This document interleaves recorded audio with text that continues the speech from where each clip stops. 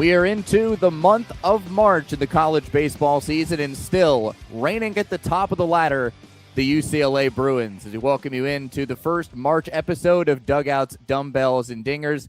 David Kahn with you, and the guy with me, a dear, dear friend, someone I worked with for a long time when the UCLA Sports Network was a part of Learfield, and then IMG College and Learfield IMG College. I think you guys went through the full gambit with us, but we stayed in touch, and he is the play-by-play voice of the UCLA Bruins baseball team, among many other sports at UCLA. Nick, I don't know how you manage it all, new father and everything, but Nick Koop is with us. Nick, welcome to the show. It's good to see you, buddy. We were just catching up before we went on, but just so grateful to get a chance to talk to you and hear you highlight this incredible UCLA program that kind of snuck into the national spotlight last year, and now everybody is hunting them as the number one team of the country.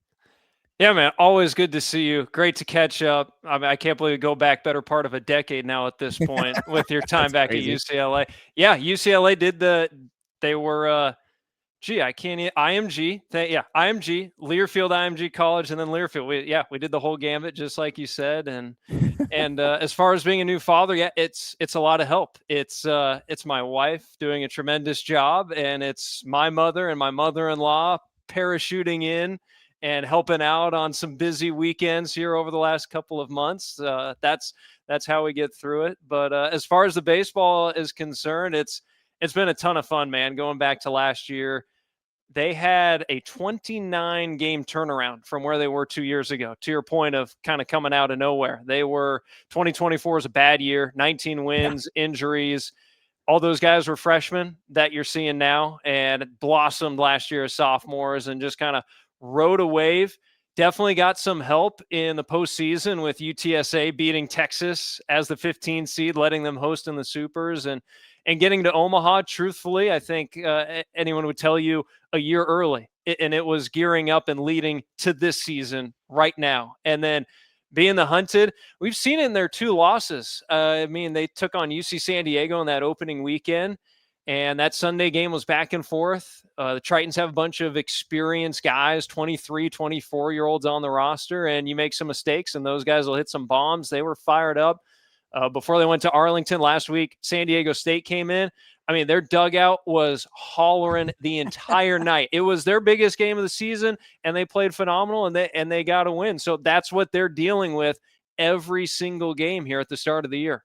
Yeah, it's like when Tennessee climbed the mountain and won the national title. It's like you come back and it goes, oh, we're not sneaking up on anybody. And like you said, for this UCLA team, this was a year early to get to Omaha. Like, this was not the expectation of anybody, maybe outside of John Savage and inside the locker room, who thought we have the pieces to do it now. But this was the year people were like, yeah, UCLA is going to have all these people. Roch Cholowsky is going to be Roch Cholowsky, and he already was, but he's going to be even more gargantuan than anybody even thought.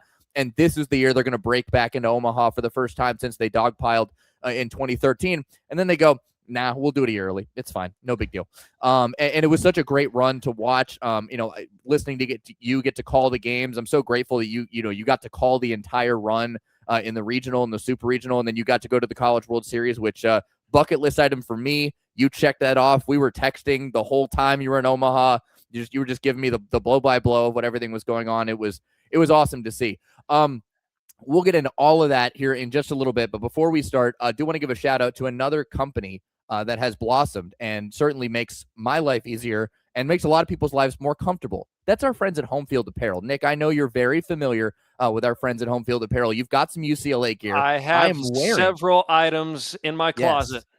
Yes, I am wearing a UCLA Home Field t-shirt right now. It says the best in the West. And guess what? They're the best in the country. They're not just the best in the West right now. That's the UCLA Bruins right now. And our friends at Home Field Apparel, they're the best as well. It is the month of March, which means they have a whole new gambit of basketball attire coming out. They've got rinkside hoodies as well because hockey postseason is coming up. Don't forget about the ice. All right, hockey postseason is coming up. They got rinkside hoodies. They're hockey jerseys with a hood. They're really cool. Go check those out. They've also got their campus court collection, which includes luxury hoodies and retro mesh shorts as a combo for 30-plus schools at homefieldapparel.com. So be sure to go check all that out and get yourself some UCLA Bruins gear. All right, look at this. This is a clean shirt. Even if you don't support UCLA, which if you don't, you're doing life wrong. Me and Nick, we show you that we're going to show you over the next 45 minutes or so that you got to jump on the Bruin wagon, all right? Because they are on a collision course back to Charles Schwab Field here in 2026. But go support the Bruins. Go support our friends at Home Field Apparel. All right, Nick, let's get into some UCLA Bruin talk. Take me back to Sunday afternoon, because you just brought up they just got back from a 3-game gauntlet at Globe Life Field. And I say gauntlet, but like UCLA went in there and said, Tennessee, no big deal. We'll whack them around. Texas A&M, don't see what the big deal is. We beat the heck out of them too. And then they have the game of all games with number 4 Mississippi State. So we'll set the stage here. UCLA down to their final strike. Dean West gets hit with 2 down. And then, of course, Roch Cholowsky's. And, of course, he crushes a 439-foot tank job to left to tie the game. Before we go any further than that, because there's so much more that happened, how much fun is it for you to get to watch Roch up close and personal day in and day out? It is such a treat, man. I tell everybody he is worth the price of admission. And you started to see it going back to his freshman year. I like telling this story because John Savage knew that he had something special when he first recruited him. And back in that 24 season, that was just kind of a nothing lost year. I think it was late April. We're over at Pepperdine. Beautiful place to catch a game, by the way. But it's batting practice, hanging out, talking with coach. And at that point, Cholowsky's freshman year is playing third base at that point. Cody Schreier had been a 3-year starter at shortstop. And, fine freshman year. Nothing particularly outstanding, nothing bad either. He's a freshman. And he says to me, as Roch is taking cuts in the cage, he's like, watch, it's coming.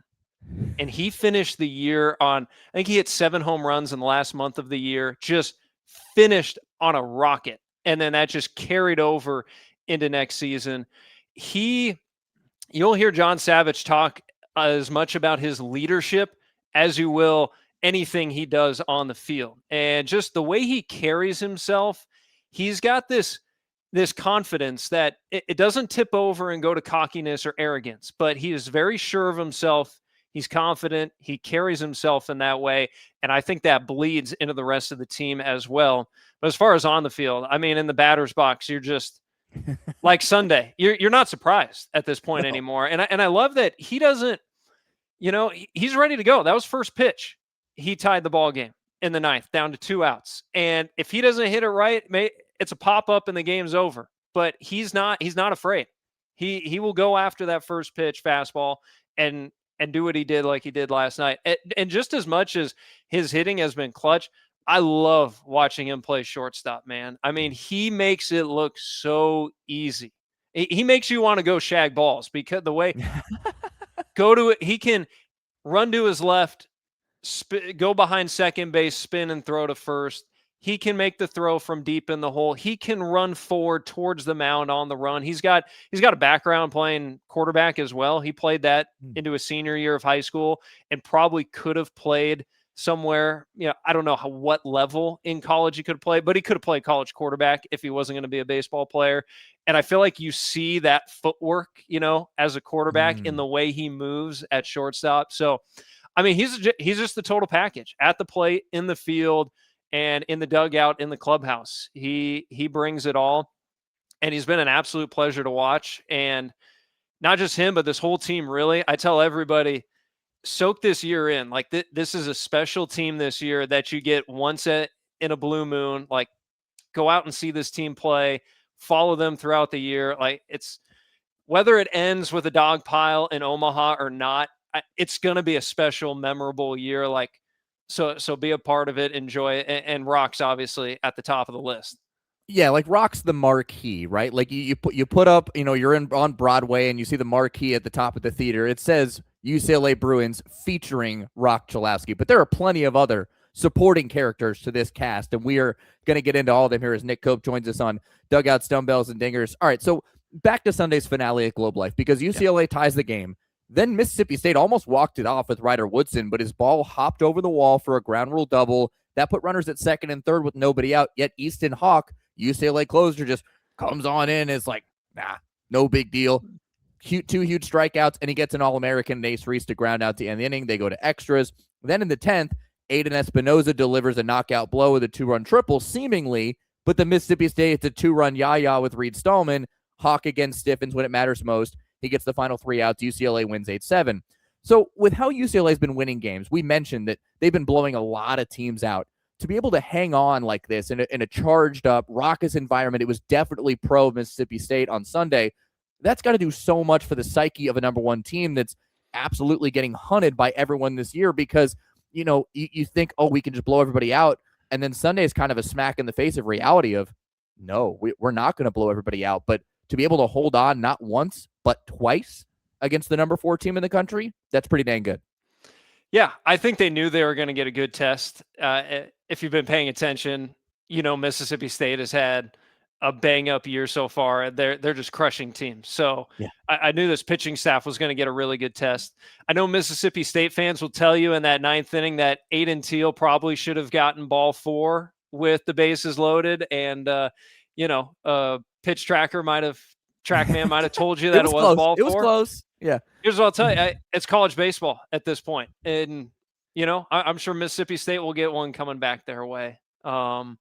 Hey, that's why pitch framing, we're going to talk about Cash Duggar, but it's why pitch framing and receiving still matter in college baseball. And so, hey, you get some breaks. Again, before even the Teal called third strike, if that double stays in the park, then you're probably having Andrew Raymond coming around and scoring all the way from first and the game's over. So you get some breaks, and then Hawk does what he's able to do. I mean, that guy came on in the second half of last year when he became the closer and had like 8 or 9 saves over the final second half of the season.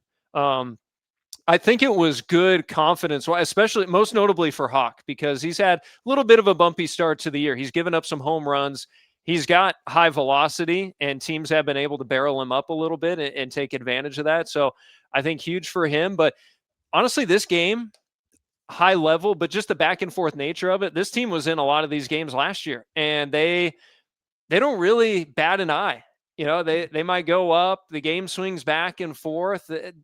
They're just like, okay, we keep playing. We'll keep doing our thing. Like they've got this confidence that they play with. They're always upbeat, energetic. They don't really get down.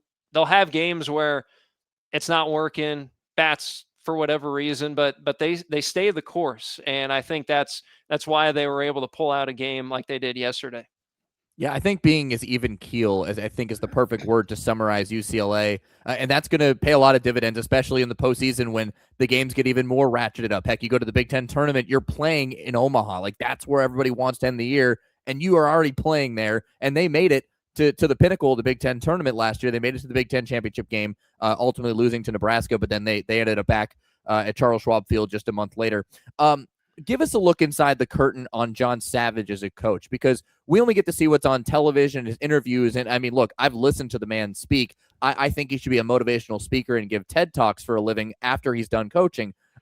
Personally, I've only heard great things, but what is it about him that makes players love being a part of his program and want to give their all like UCLA did this past weekend and last year with that magical run? I think he just does things the right way. He's old school. And, in a lot of sports these days, we're seeing old school not really work in a lot of ways. But for baseball at UCLA, it's still working. And I think, obviously, he's got his pedigree as a pitching coach that speaks for itself. I mean, Garrett Cole is the poster example, who is going to be a late first round pick and comes to UCLA, and 3 years later, he's the number 1 overall pick for his time at UCLA. But John is a great guy to hang out. If, I haven't had I hang out with him at the batting cage. I can only imagine it'd be great to just have a beer with him as well. Yeah. Just a great hang. He's real with you. But he's incredibly fair about his team and realistic. And I think that's what the players appreciate. He's not BSing them, sugarcoating things. He's going to give it to them straight. He's going to stand behind his players. Just a total class act. He's going to coach his team to play the game the right way. You're not going to see any funny business with UCLA. There's not going to be, any weird on-field controversies, anything like that. They play the game the right way. They have just a real fundamental approach to things. And I think that still works in college baseball, where maybe it doesn't work in college football or college basketball, where NIL just really, really reigns supreme. Obviously, there's some of that in college baseball, but not as widespread. And so I think that allows John Savage to continue to be who he is and have a team like this that's pretty much homegrown. A couple transfers sprinkled in here or there, but these are mostly SoCal guys that grew up playing against or with each other in the area, coming together. And that's what's really kind of made the whole thing so wholesome as well. Yeah, you bring up NIL and the transfer portal in college baseball, and it's such a fascinating thing to watch develop. And I think it's fascinating because here's the crazy thing about this year's UCLA team. And I unearthed this stat from D1 Baseball today. UCLA brings back 83% of their overall production from last year, which according to D1 is the best in the nation.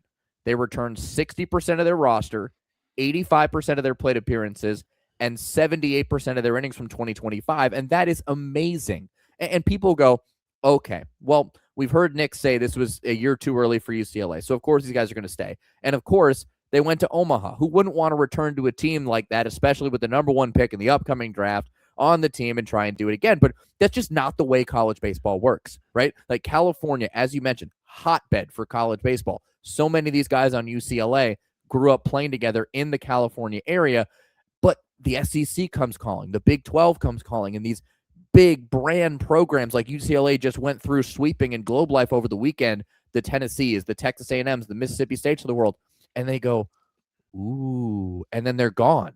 And that's just the nature of what happens. Like California is such a huge, huge recruiting bed for college baseball, and that makes it even more impressive what Coach Savage was able to do to be able to retain this group and have them do what they're doing so far, doesn't it?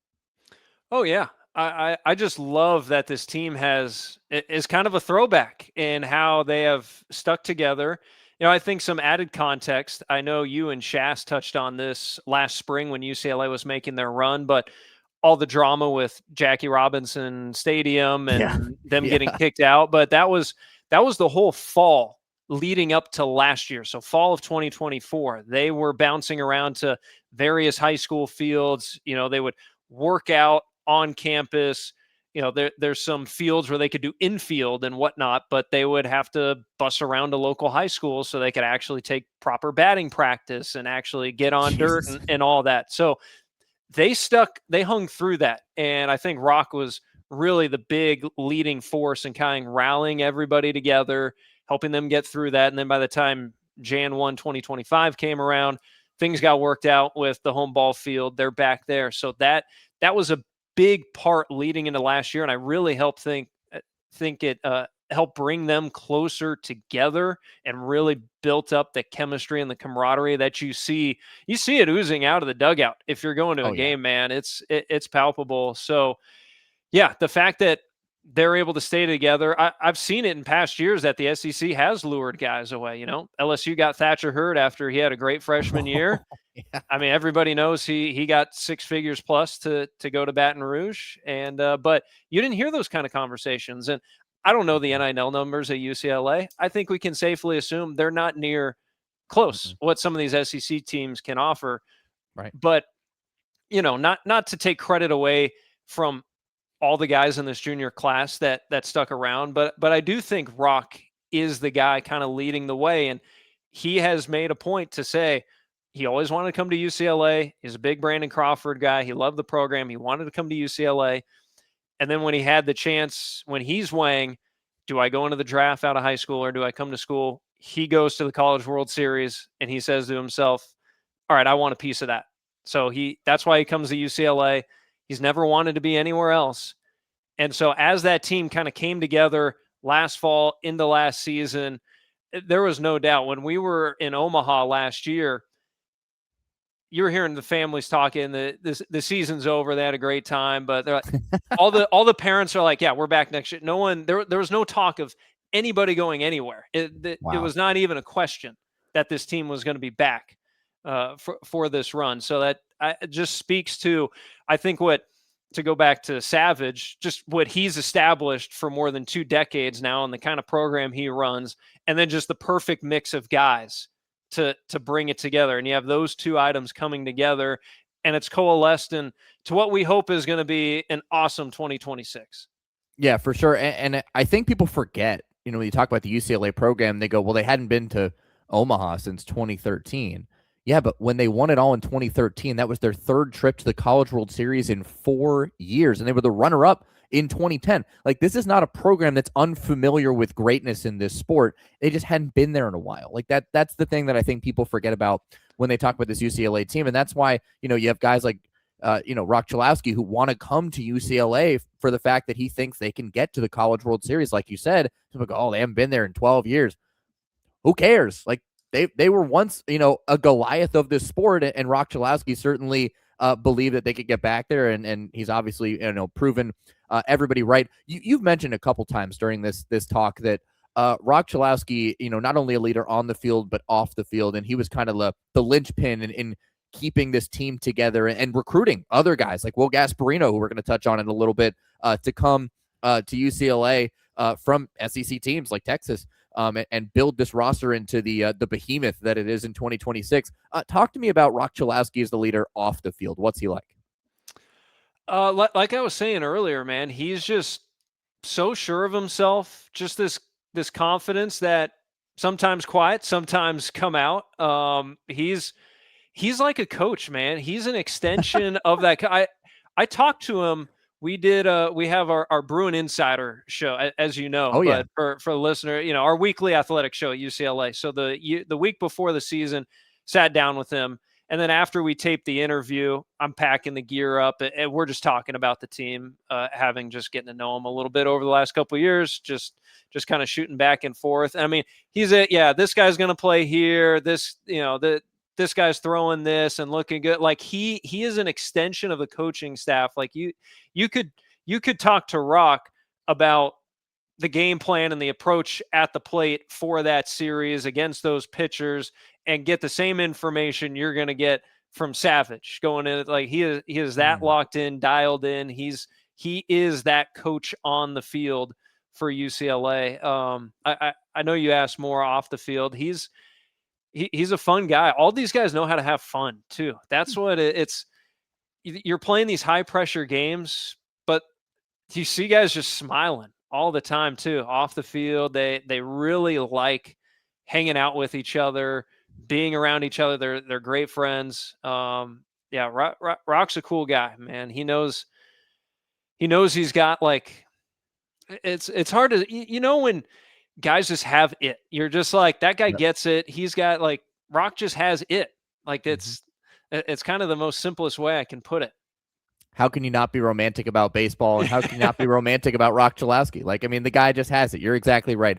More with Nick Koop in just a moment as we take a break here. Back in just 60 seconds here on Dugouts, Dumbbells, and Dingers. When you're on the move and looking for nonstop college sports action, get the Varsity Network app and take the game with you everywhere. Stream live play-by-play from schools across the country right from your phone, free. Catch hundreds of weekly podcasts, including shows from your favorite teams, all in one place. From football Saturdays to midweek hoops, it's your all-access pass to the college sports world. Whether it's game day or just your daily drive, the Varsity Network app has you covered. Download now and listen live for free on the Varsity Network app.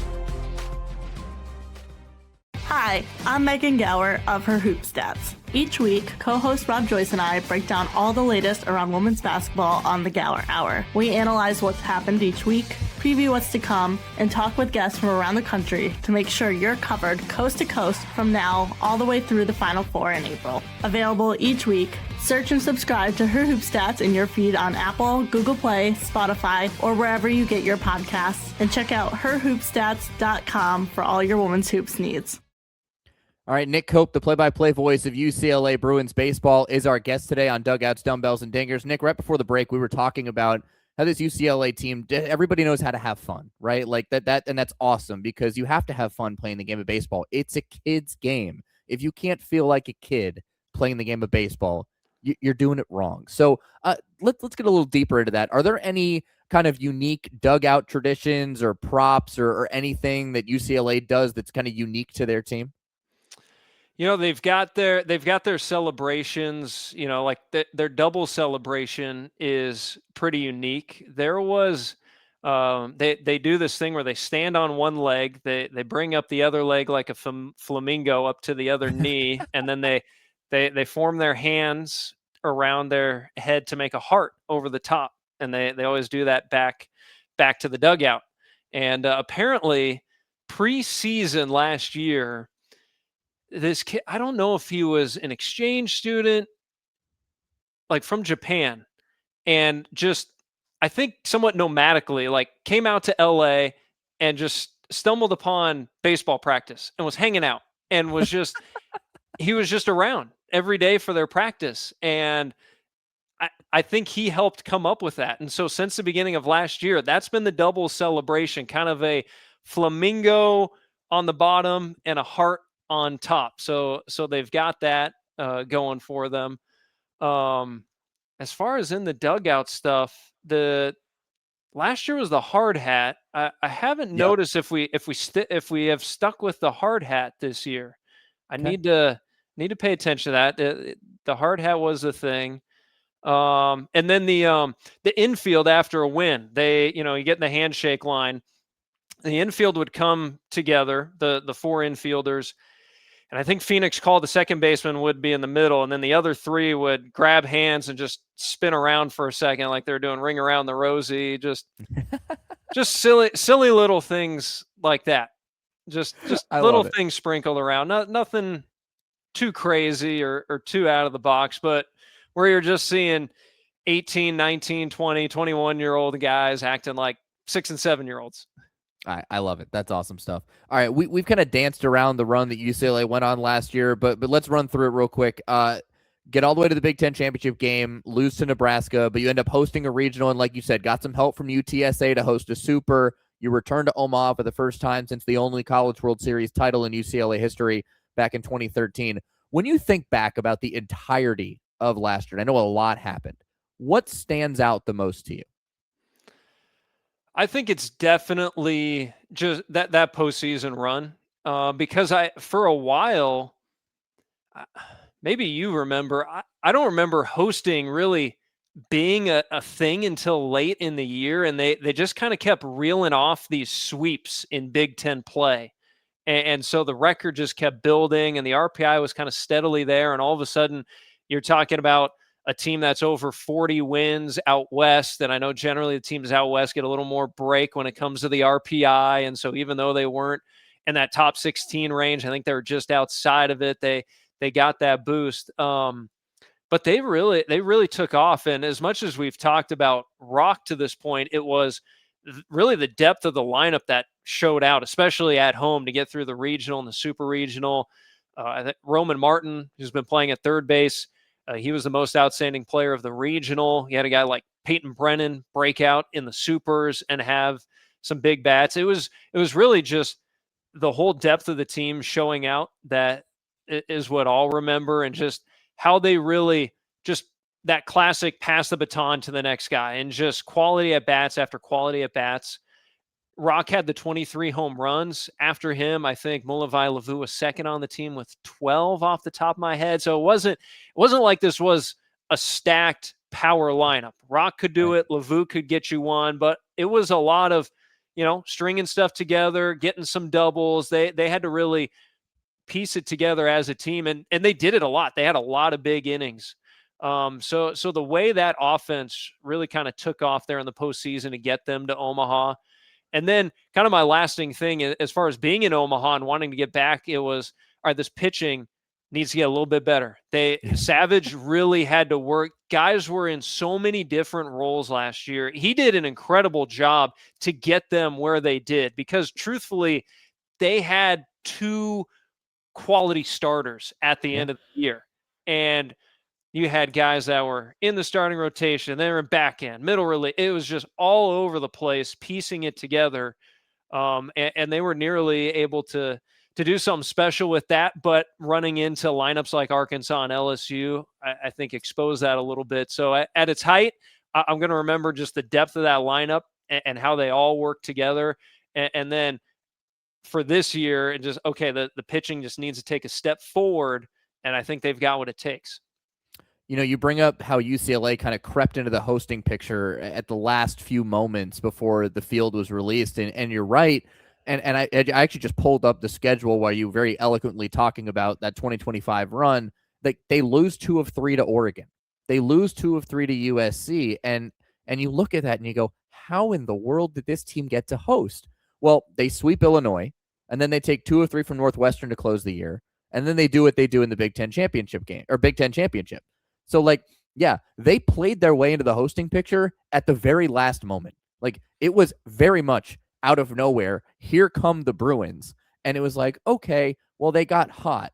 Well, I got news for you folks. If you're not familiar with a team called Ole Miss, last team into the field a few years ago, and what did they do? They won the whole dang thing. Like, that's what if you're hot at the right time, you're hot. And UCLA got hot at the right time, and they took a rocket ship all the way to the College World Series in Omaha.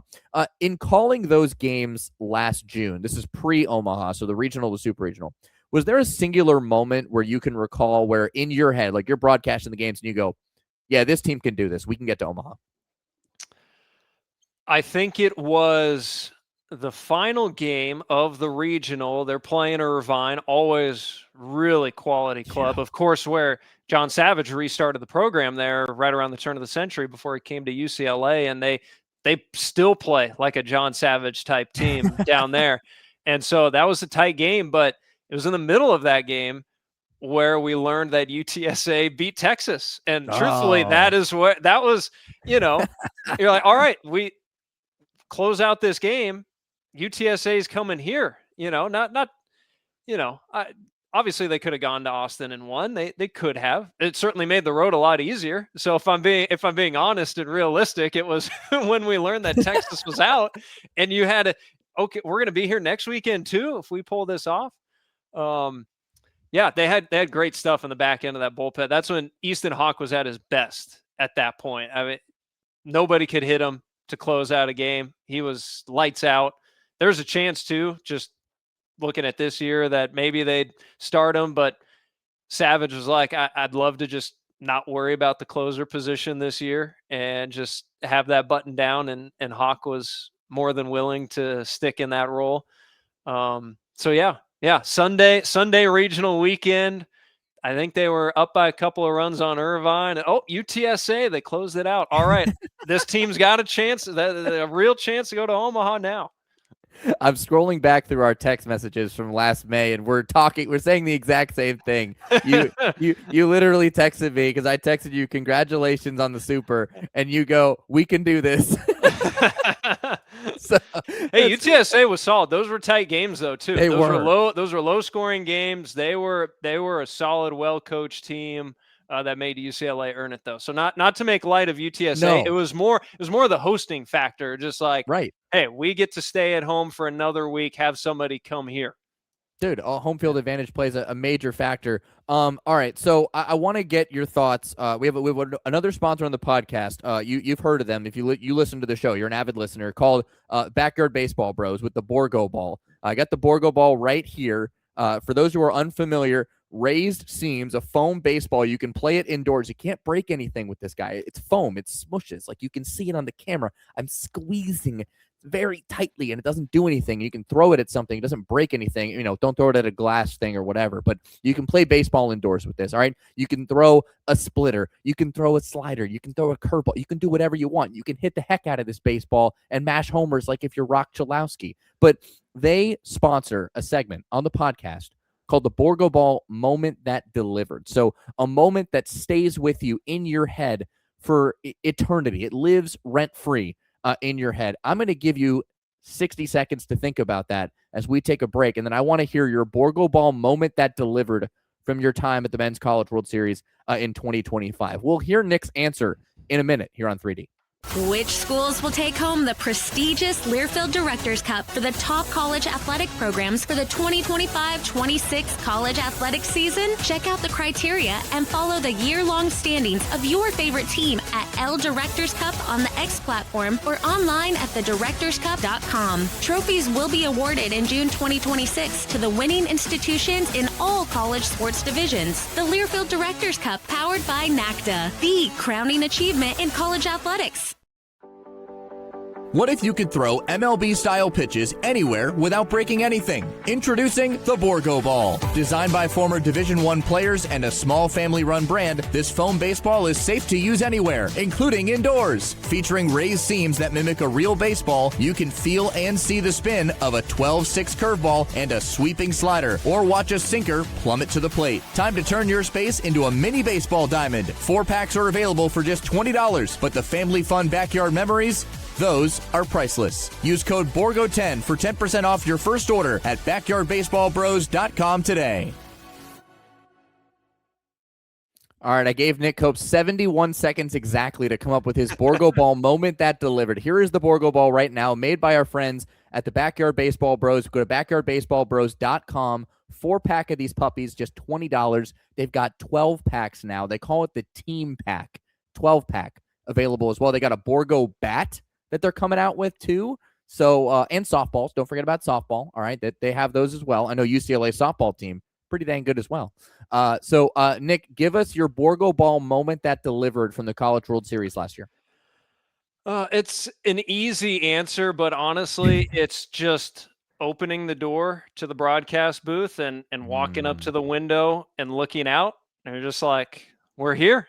You know, you got to enter from the left field corner. You walk all the way around, come back home plate, take the elevator up. You're just waiting. All right, here it is.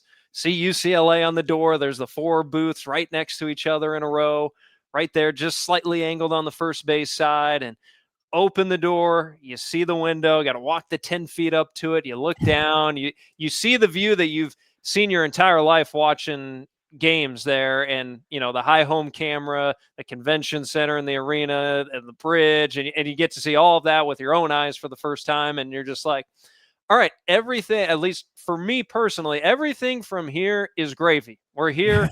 We made it. I'm sure that obviously the team wanted to win every game and dogpile, but for me, I'm like, I'm here. Everything's gravy. So from that moment, everything was great. It was phenomenal. I'll tell anybody, you got to go if you ever have the opportunity. The people there, just the people working at the ballpark and just everyone around the restaurants you go to, everyone wants you as a visitor to have a great time, so that then you will do what I'm doing right now and tell people you had a great time so that more people will go. It's a culture there. UCLA's first game was against Murray State. Mm-hmm. I believe it was a Friday. Yep. It's middle of the day. It's a work day. It's granted it's summer. There's 24 1 p.m. I think. Yeah. There's 24,000 people there. That's just the local crowd supporting the College World Series in a game. Look, on paper, UCLA, Murray State. Okay. People were rallying around Murray State. They wanted the Racers to win as the underdog. But that was just so the walk into the booth, and then we got this good of a crowd for, maybe an unsexy game on paper. That was just awesome. So I don't know, man. John Savage, Dan Skirka, I'll sign up for that any day. That sounds fantastic to me. But then again, I know the Murray State story because we covered the game. But anyways, I get what you're saying, and that's awesome stuff. Let's go back to this team. Let's mention some of the new guys UCLA brought in. Will Gasparino, we've talked about him joining them from an elite program in Texas. He's currently, casually team leader in homers and RBIs, second in average. I mean, it's such an embarrassment of riches to have a guy like him join this juiced up lineup, but I feel like it also just takes some of the pressure off guys like Roch, Roman Martin, Lavu, others, because you can pitch around any one guy to get you just can't get any easy outs in this lineup, can you?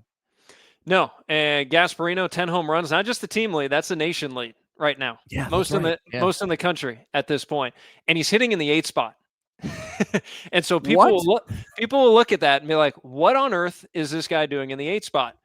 Most of this lineup doesn't look different than it did last year for good reason.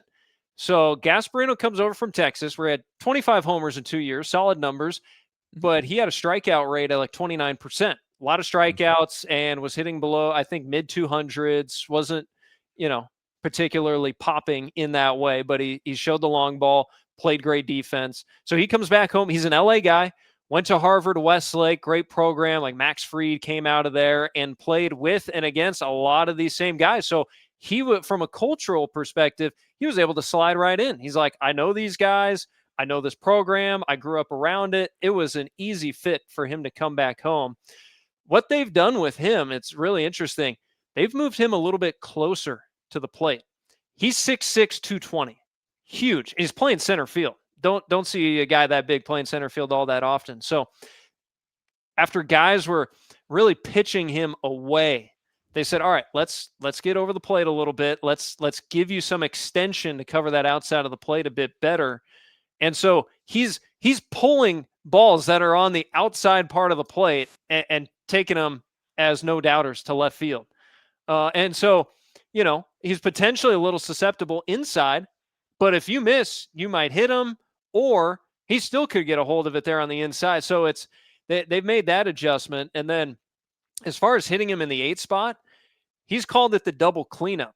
And so what UCLA has really been able to do is they've got their traditional top of the lineup. Dean West is a phenomenal leadoff guy, works counts. Then you hit Cholowsky. Lavu there in the 3 spot, second in the nation in RBIs last year. Roman Martin hitting cleanup. Peyton Brennan, like that's really solid 1 through 5. You've got some power. You've got all guys that can hit for average, speed. And then you get to a freshman there, Aiden Aguayo in the 6 spot, who's had some good at-bats. He's playing for the injured Phoenix Call, who is also part of this junior class. I know I'm getting in the weeds here, but it's important to set this up and why it's worked out so well.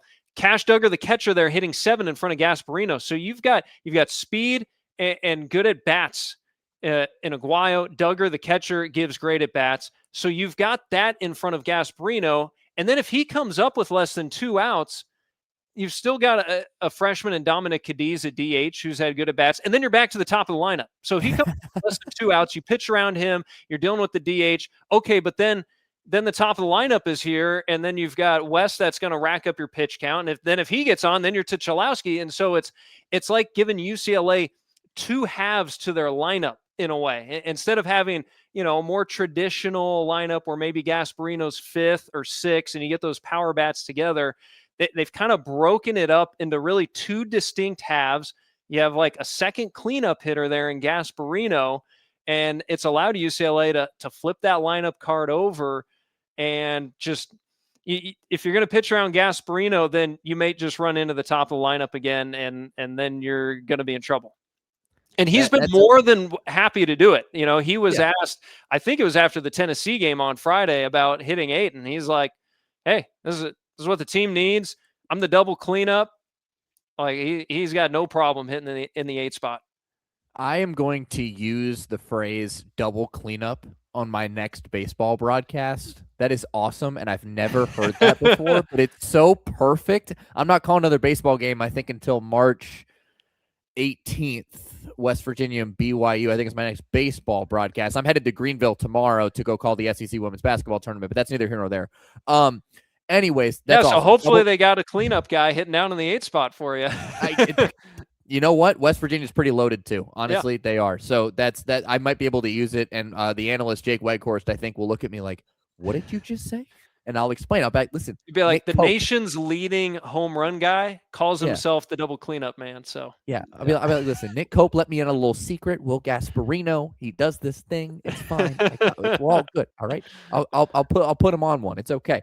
But no, that's fantastic stuff. I did not know that Will Gasparino was hitting in the 8 hole. That is shame on me for not doing my research. I actually had yet to mention that UCLA is 9-2 and sweeping TCU and sweeping the Globe Life tournament without Phoenix Call. Like, this lineup is doing what it's doing without one of its pivotal pieces in it, which mean Now, do you have an update on Phoenix Call? What's his timeline? When is he coming? Is he coming back soon? What's the deal with him? I think sooner rather than later. I don't know specifics, but I've been led to believe here soon. But it's going to be an interesting decision. I mean, Aiden Aguayo is a really talented freshman who slid in for him. And so you could, Aguayo may have a better bat. Phoenix had been hitting in the 9 spot. He's a guy who can give you that sack bunt. He's fast, so get the ball in play and at least put pressure on the defense. And Savage has compared him to Kike Hernandez. He can play all over the infield, all over the outfield in that way. And so if Call's healthy, put him there at second, then maybe you just DH Aguayo, and then you got the bat. But then the guy who'd been DHing, another freshman, and Dominic Cadiz, who was a pretty highly touted recruit. He's been swinging well. So you've kind of got potentially 2 spots for 3 guys here. So something to figure out, but I know they'd love to have, their core, all 4 juniors back there on the infield. Yeah. This is the group that 2 years ago was, in 2 years, we're doing this thing. And they did it last year, but now they're like, this is the year. Like we're getting back and we're winning games in Omaha. We're getting to the championship series. Like, so you got to have everybody back to make that dream a reality for sure. Because nobody wants to watch that on the Pine. Like they enjoy being a part of the team, but they want to be on the field making it happen. Let's talk about on the mound, because UCLA adds Logan Redeman, key piece of the rotation, and then Angel Cervantes, who no one ever expected he would even step foot on UCLA's campus. Now, I know he struggled a little bit to start the year, but man, the staff is just packed full of dudes that can pitch. When you're calling games for this team, you just go out and expect these guys to just shove it down whomever's throats they face, because that's kind of the outlook from the outside looking in. For the most part, but there's still potential for piping that fastball middle, and even if it's 97, 98, there's guys all over the country that can hit 97, 98 middle and give it a ride. So you still have to be on. You can't hang that breaking ball. But yeah, it's Redeman has really just talking last year about how they needed more pitching depth. You put Redeman now immediately to the top as a Friday night guy. So just getting him and bumping everyone down, a rung, so to speak, it just, all of a sudden you feel like you have more depth just with him going on Friday nights. And he's been going 5 innings. John Savage is not one that's going to overwork guys early in the year. He's going to be methodical. He's pretty much gone, 5 innings, 2 times through the order, maybe a slight leash from there. And then that's it. Even if you're at 65, 70 pitches, that's fine. We got 5 innings. We've got the full rosters here in non-conference. We don't need to spend your arm. So Redeman he's been great in that Friday night role. 3 quality starts to start, and that's just given them more depth. Cervantes, obviously really exciting, 50th overall pick. I think it was the highest drafted player to go to college. Mm-hmm. And so, yes, he has not had the start that he nor anyone else, I think, expected, but that's a luxury. He didn't have to pitch this weekend in those big games. I don't know yet. I'll probably find out soon. I'm going to guess he's going to start again on the Tuesday night game. And so that you're able to work him in and ease him in that role and start him a few 2 to 3 innings on a Tuesday night, get his feet wet. He, take some of the pressure off him, and he doesn't have to come in and be a guy right away. And that's why he came to UCLA. He wanted to be coach. He wanted to improve and go from a round 2, number 50 overall pick guy to being a first round, top of the draft type of guy. But they've got lots of options, man. Michael Barnett, who starts on Saturdays, he's a senior. He came back. He got his degree, but he's in a grad program. He wanted to come back and be part of this ride. He's a sinker baller, cutter, slider, change. He's going to top out at 90. But he's going to pitch to contact, trust the defense, and he's going to rack up wins. Sunday, I'm curious to see where it goes. I know Landon Stump got the hook after less than 4 innings against Mississippi State. I imagine he was going to have a short leash in that one. They've got options if they want to make a change there. Wylan Moss is really exciting as a sophomore. If he's not going to slide into a starting role this year, he will next year, but all kinds of depth. Ian May, former starter at Cal, he can be the long relief guy. And if someone's got to come out after 3, he can go 3 to 4 innings. They got guys that can come in and throw heat for 15 to 20 pitches. I mean, they've got so many options. And so that's going to be really interesting. Conference play starting this weekend. Like who's on that conference roster that you got to shorten up and figure out who your guys are on the mound. Yeah, UCLA getting set to start conference play coming up this weekend. Like Nick mentioned, they'll take a trip to Columbus, Ohio. They'll take on the Ohio State Buckeyes for 3. First home conference series next weekend when the Michigan Wolverines come to Jackie Robinson Stadium Friday through Sunday down in LA. A couple quick hitters for you, Nick, here as we get you at the door. Nick's got to go back and be a dad. I've got to go back and be a dutiful fiance, take care of my sick fiance right now. She's suffering in the other room, so I need to go check on her for sure. But a couple quick hitters here as we get you out the door. So you've talked about the fact that you've got an opportunity to really get to know this team. Who is your favorite player on this team to interview? Boy, it's funny. You started that question and I had an answer because there's a difference between talking at BP and hanging out versus interview. That's fine.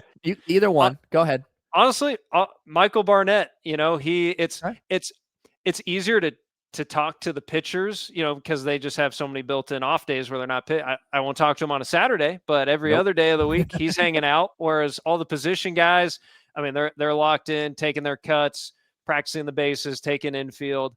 Barnett's he's a NorCal guy like me, grew up a Giants fan. He wears number 55 for Tim Lincecum. It's awesome. Yeah. So he's a fun guy. He's a gamer, man. Like he gets fired up on the mound. Anytime he gets that strikeout to retire the side, he's got the glove over his mouth so he can say, F yeah, like, I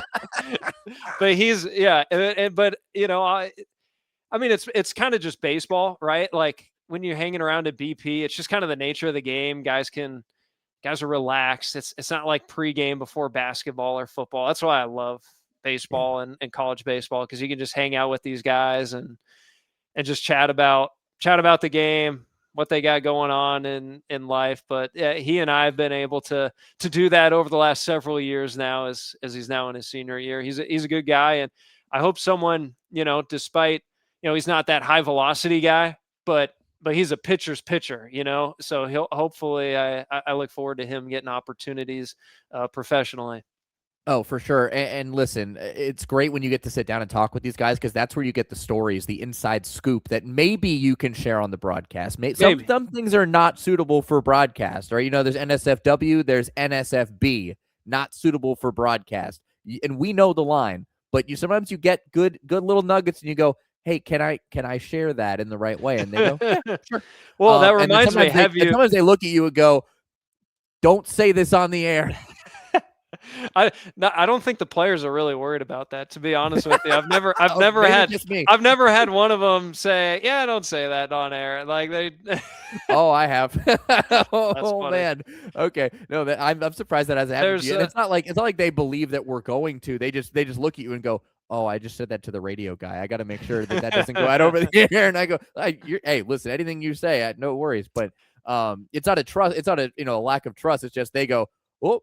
They're trying to cover themselves. Yeah, for exactly. Sure. Yeah, but no, listen, it's great that you get to have that kind of relationship. But yeah, if you ever talk to Michael Barnett on a Saturday, John Savage is going to live up to his last name, and you will never hear the end of it. Oh you can't get near him. It's okay. No. Yeah, it's like the Secret Service is surrounding him essentially, but it's just the pitching coach and the bullpen catcher and Carson and all those other guys are like, what are you doing? Go away. Like he's starting today. And he's the crown jewel. He's like a Fabergé egg. You can't touch him. You talked about this team being very fun. Who's the funniest guy on this team? That's a good question. Man, I feel like Phoenix is a pretty funny guy. Okay. He's always got a smile on his face. Honestly, Roch's a good little trash talker too. He's a good, he's not afraid to, a lot of times he will, he'll celebrate, with the team, like I remember he had a 2-homer game against SC last year. SC's got their the fight on with the, it's a peace sign, but they say fight on. He's coming around third after hitting his second home run, and that's where UCLA's dugout is. He's got the double fight on, flips it down as he's going. Horns down, love it. He was on the wrong end of it actually last Tuesday playing San Diego State. Gets hit by a pitch on the elbow, and goes down, and he goes down to first. And San Diego State's dugout is immediately calling like, he leaned into it, and Roch's doing the like challenge it, bringing his hands to his ear. Go ahead. And he did lean into it, but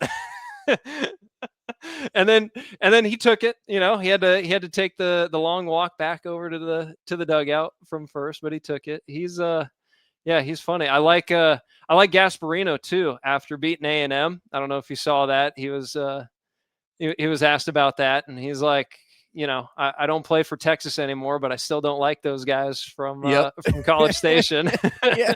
It's drilled into you, just like when you play for UCLA, you don't like those guys across the way in the garnet and gold. That's not, you don't like them no matter what. You're never going to be a USC fan if you don UCLA blue and gold.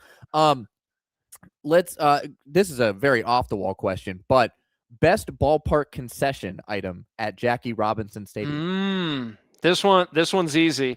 Okay. I don't always get to eat it though because of our job. They do for night games, they cook up tri-tip, which Google it. It's a California thing. They cook up tri-tip, they cut it up into little pieces, and they add it to chili. They do a tri-tip chili, and it's got, if you like spice, it's really, really good. Warms you up.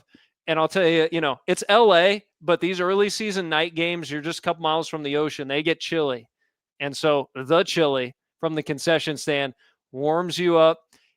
But the reason I say we can't eat it, for me, I get acid reflux from it. Like I can't have it and then go do a broadcast. So I almost never get to eat it, but I had it and then realized I couldn't have it before a broadcast. Right. So that's a concession item at Jackie Robinson Stadium right there. Get the tri-tip chili and be ready for the spice. For the low price of $21.50. No, it's not that bad. Come on, that's low hanging fruit. That kind of joke. Hey man, I've traveled. Food prices are not that different wherever you go, man. Oh, stop it, California, man. That's not even close to true. But no, that sounds incredible. Tri-tip chili, yes, please. When I eventually make my way to Jackie Robinson Stadium, I will be consuming a bowl of tri-tip chili, and it will not be before I call a game there, because that sounds like the biggest throat inflamer I've ever heard of, but it also sounds incredible. All right, last one here for you is we've gotten you for almost an hour, more than I said we would, and I appreciate the time. It's been awesome to hear all about the Bruins. Player that you have not broadcast a game that they've been a part of that you would like to. So someone you have not called a game for, but you wish you could call a game for them. College or pro? College, pro, anybody. Sport, anything? It could be your cousin in Little League that's really good. I don't care. Who is it? I mean, I just got to think too, like, I guess my favorite athletes growing up. Does that count, or do they have to be? There is no wrong answer here. Okay. I grew up in Sacramento. Peja Stojakovic, baby. Oh, that's a great answer. 3-point marksman on the Kings. Yes. He was my guy as a kid. I was at the perfect age when those Kings teams were popping off, and yeah. I mean, even the 3-point shot really took off, not for another 10 years, but Peja and that Kings team, they were ahead of their time. So yeah, if I could call, I was really hoping UCLA was recruiting him. Andre Stojakovic, because he went to school in Northern California, high school. He ended up going to Stanford. Now he's at Illinois. I was really hoping Andre would come to UCLA, have a chance to do one of his games, and meet Peja. Alas, we're still waiting on that one. We got to make that happen. Peja Stojakovic, if you're watching this, which I don't know, there's no reason you would be, but if anybody watching this show or listening to this show knows how to get in touch with Peja Stojakovic, contact me, slide in my DMs at SportsCon4 on Twitter. find a way to reach out to me, and I will connect you with our man, Nick Koop, because we need to make this meeting happen. All right, Nick and Peja Stojakovic need to meet. They need to exchange pleasantries, maybe have a beer or whatever Peja likes to drink. I don't know. Tracy Murray's got to know a way to get to him, right? That's true. I mean, that's true. Yeah, I should ask Tracy. Yeah, Tracy knows everybody. That guy knows literally everyone. It's incredible. Tracy Murray, longtime basketball radio analyst, works with Josh Lewin on the UCLA Sports Network. Another phenomenal man that I got to know very well. Him, Wayne Cook, you, Brian Fenley, Lewin, Matt Stevens, the whole cast and crew. I still remember them all. I still talk to you and Wayno like probably more than anyone probably would ever have expected for working together for 3 years. But you guys are great. I've sent Wayne like 5 golf polos from my dad's time at the Golf Channel. So hopefully he's wearing those well. No one loves free swag more than Wayne Cook. That's so true. No one true. So at least he's appreciating it. But yeah, no one is a glutton for that kind of stuff more than Wayne. He found out one Bruin Insider show that we were doing. You might even remember this. I don't even know that my dad worked for the Golf Channel. I was there for that. Yeah, you were. And he texted me mid-show and goes, "Your dad really works for the Golf Channel?" I was like, "Yeah." It's like, "Does he get free swag?" I'm like, "Yeah." "What's your size?" He's like, "Oh, okay." Yeah, that man loves golf as much as he loves UCLA, and he loves UCLA. Well, listen, I love UCLA. I've loved getting to talk to you, hear how much you love UCLA, and hear how amazing this UCLA team has been. Hear about Savage, Roch Cholowsky, the rest of the crew. Been a great hour just to get the nuts and bolts and really some great inside knowledge on this Bruins team. Certainly looking forward to watching the rest of the season unfold as Big Ten play will begin this weekend when they make the trip to Columbus to take on Ohio State. But certainly hoping for the best and hoping you get another trip to the College World Series this year. And hopefully I'm there to experience it with you this time because, as I mentioned, bucket list item for me that I definitely want to check off and do that walk into the booth and open the door and walk the 10 feet up to the window and just see the landscape unfold in front of me and have that moment that lives rent-free in your head. But Nick, really appreciate the time, man. It has been an absolute treat to get to talk to you and hear everything about UCLA. Thank you so much for coming on the program.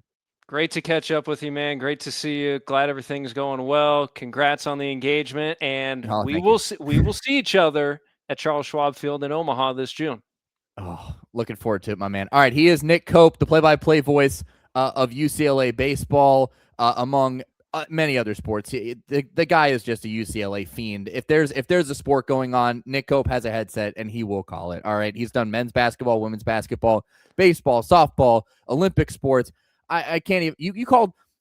I should mention football. You call one of the greatest games in UCLA history on football when they went to Washington State and had the craziest comeback of all time that I was on the board for until like 4 a.m. He's done it all, folks. Anyways, he is Nick Koop. I'm David Kahn. This has been an episode of Dugouts, Dumbbells, and Dingers featuring the number 1 team in the land, the UCLA Bruins. Enjoy the first full week of March in college baseball. Conference play is here, folks. This is where it gets good. We'll talk to you soon.